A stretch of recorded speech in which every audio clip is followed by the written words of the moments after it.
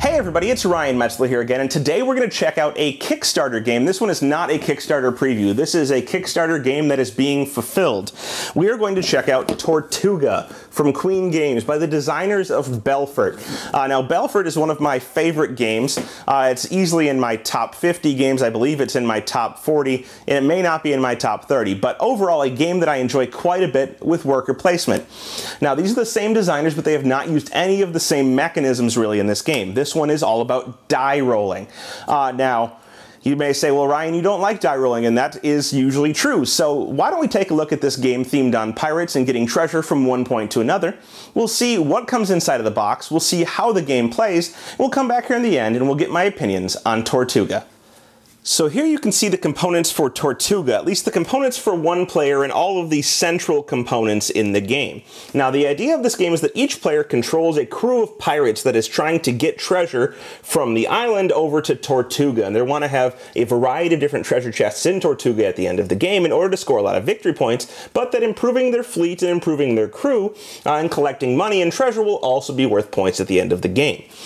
Here we have a little screen that's going to hide players' dice as they roll. Now, I'm just showing it for the purposes of showing you this, and to show you that on this sheet on the inside, it actually tells you what the values are of all of the faces of the dice. All of the dice are going to be different, so the die that has the skeleton A will have a 1 for ships, a 2 for cannons, a 3 for crew, a 4 for sabers, and a 5 for treasure, whereas B will have a different set. And this is going to be important when wilds are rolled in the game. It also tells you the order of play, of course, and then has some nice artwork. But other than that, it's just going to hide your dice, and I'm going to move it to the side.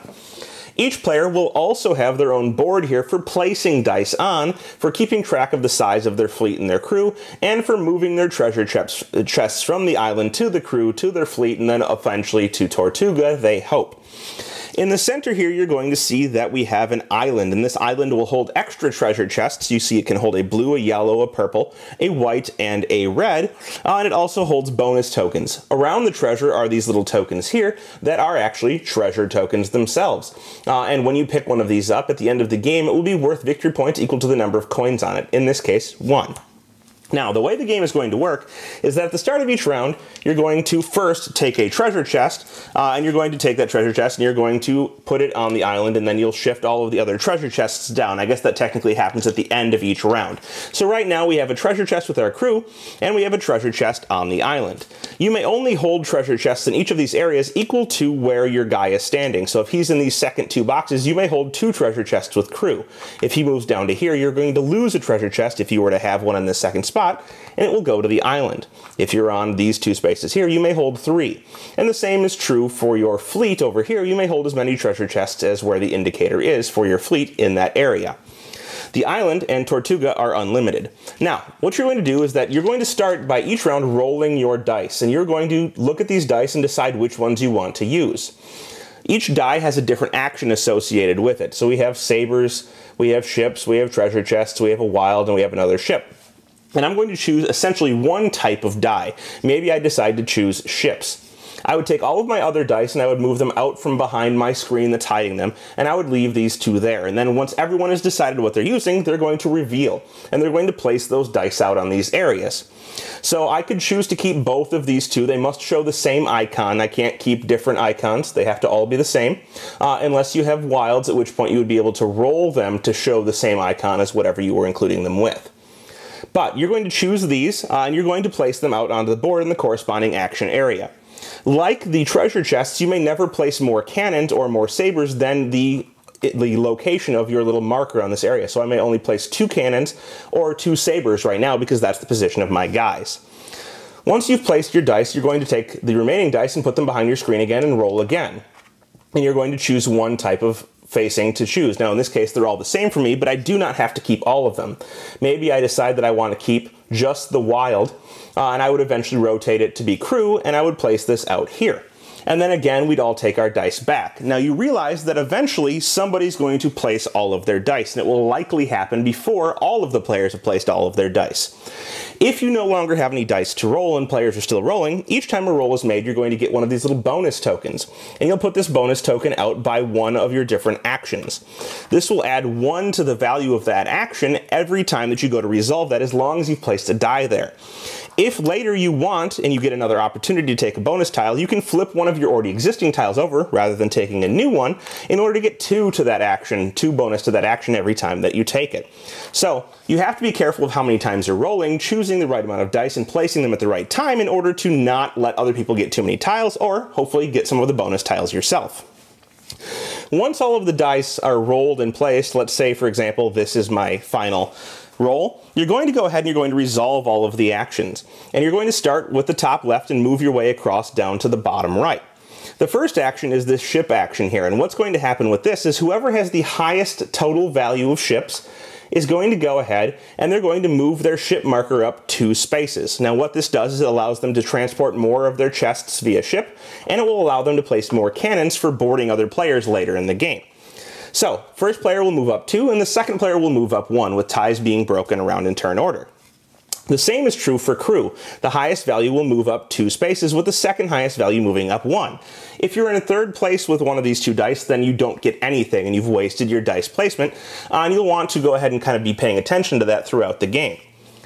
The treasure chest position here is going to let you take some treasure. You're going to, if you're in first place, take 1 treasure chest from this bag here, and you're going to put it on the island in your area, and that will give you more treasure to move along through your crew to your ships and onto Tortuga eventually throughout the game, as long as it doesn't get stolen or lost to the central island.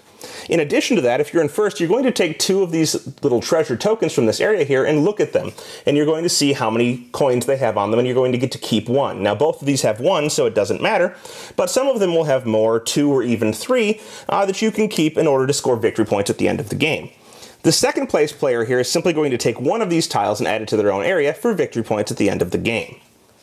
The cannons action here is going to let you go ahead and attack another player, especially if you're first in cannons. You're going to attack another player. You will choose which player to attack, and what you may do is you may steal 1 treasure chest from their fleet area in order to put on your island.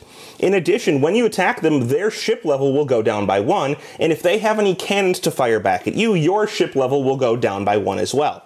So sometimes it's good to pick on people who don't have cannons there, but even if you're not going to win by having the most or second most cannons, it may be a good idea to place a cannon there to deter other people from attacking you and stealing your treasure chests, are you to have any.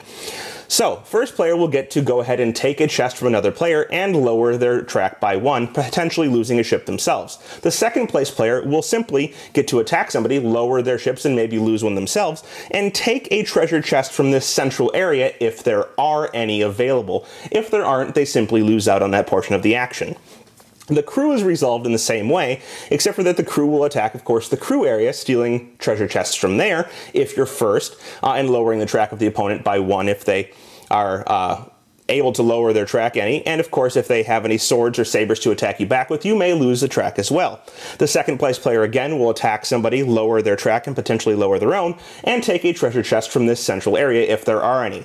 And it's important to pay attention to the interaction between these two, because if there's only 1 treasure chest, the second player here will get it, whereas the second player here will probably not, since it will already be gone. Once you're done with all of these actions and everything's resolved, you can go ahead and clear your dice off of these areas. And what you're going to do then is, if you have treasure chests in each of these areas, you're going to slide them down to the next available spot. So anything in your fleet area would move to Tortuga. Anything in Tortuga would move over to be in your fleet, or sorry, anything in your crew area would move over into your fleet area, and everything on the island would move over to be in your crew area. Now, this is going to be limiting, because what if you've lost a bunch of your crew? Clearly you have 2 things, but you can't move them both, and one of them would be lost to this central island, available for somebody to take with one of the crew plundering or actions down here, the boarding actions via the fleet or the crew. So you kind of have to be careful what you're going to lose, how you keep these tracks, in order to transport your treasure from your island to the crew, to the fleet, to Tortuga. And eventually the goal being to get these over to here. Now, why are there different colors? Well, if you collect a different set of the 3 different colors, the 3 different primary colors, at the end of the game they'll be worth extra points. They'll be worth 3 points for an entire set. In addition, each of these treasure chests at the end of the game that you have here are worth 3 points individually, 2 points if they're in your fleet, and 1 point if they're in your crew, whereas they're worth 0 if you have them over on the island. You'll also note that from this board there are white and purple treasure chests. So let's take a look here. We can see that we have white and purple. White is wild, so these are going to be the most desirable treasure chests to have because they can take the place of blue, red, or yellow. Purple, on the other hand, are going to be the least desirable because they are not a part of any set, they cannot be made a part of a set, and aren't wild either.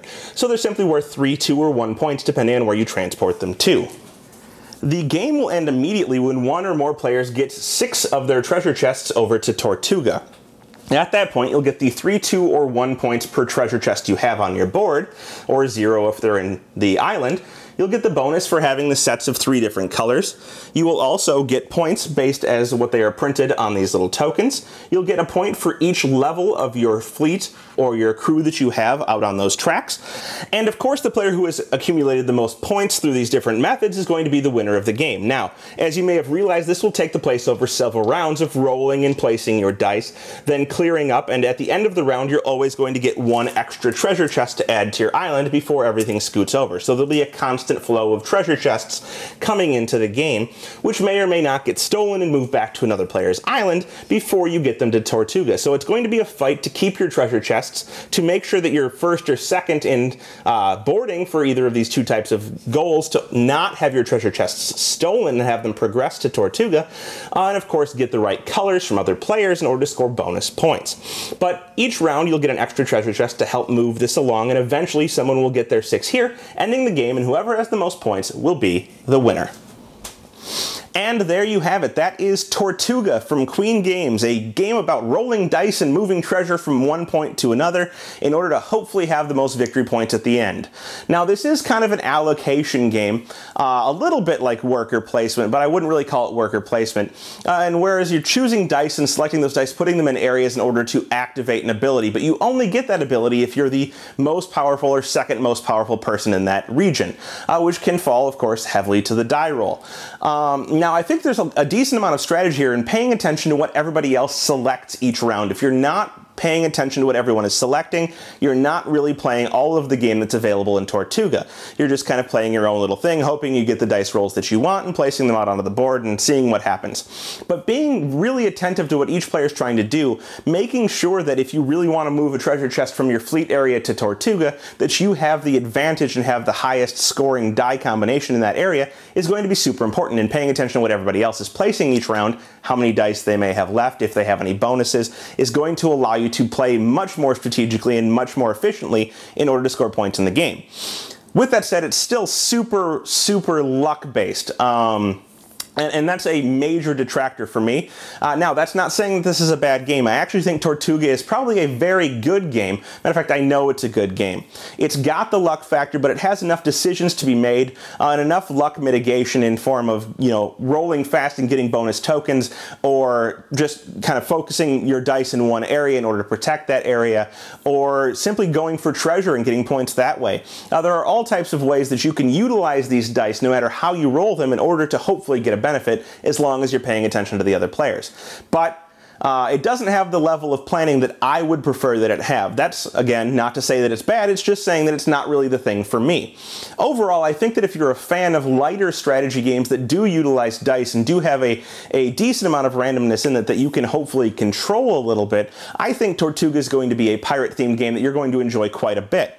The designers clearly know what they're doing. They clearly know how to put together a game that has both tension and luck and strategy, and so I think that they've got this down here. It's not one that I'm going to be keeping in my collection simply because of the randomness and the die rolling, but it is one that I think that lighter strategy players will like, one that I think has a viable market, and one that I think you should check out if it sounds interesting to you. So there you have it. That is Tortuga from Queen Games.